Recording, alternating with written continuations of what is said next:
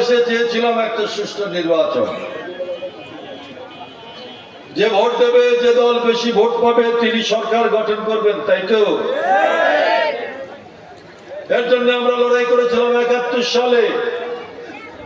পাকিস্তানিরা আইয়ুব খান, ইয়াহিয়া খান তারা আমাদের গণতন্ত্রের অধিকার দেয়নি বলে আমরা লড়াই করেছিলাম।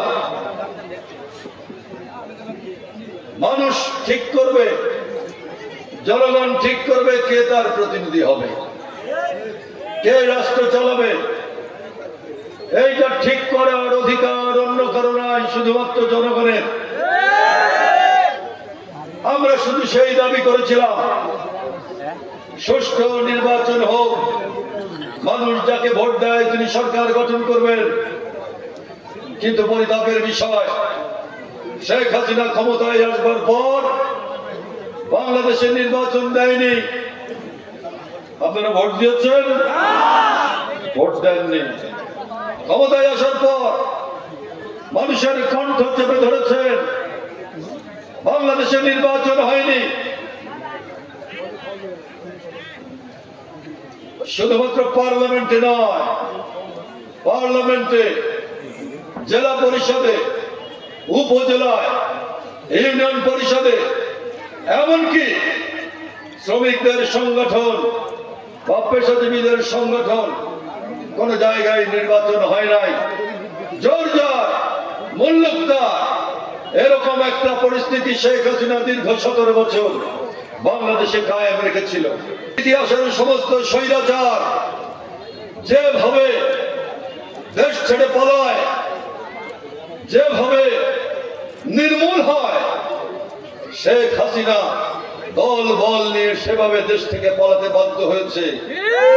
জনরোষে, মানুষের ভয়ে, মানুষের উত্তাল জোয়ারের সামনে শেখ হাসিনা বাংলাদেশ থেকে পালিয়ে গেছে। 54 বছর এই বাংলাদেশ স্বাধীন হয়েছে।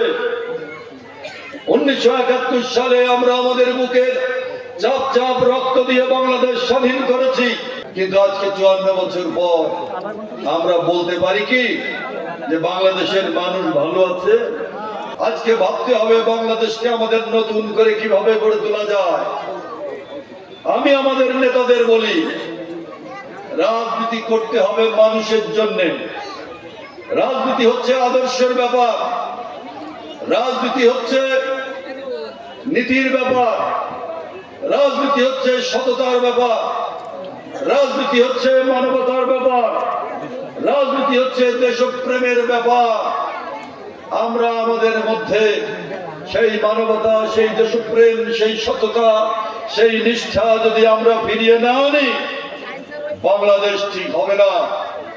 এখনো যান হাসপাতালে, গরিব মানুষের চিকিৎসা আছে? হাসপাতালে যান, চিকিৎসা নাই।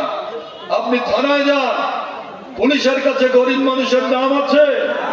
নাই। আপনি কোর্টে যান, গরিব মানুষ বিচার পায় আদালতে?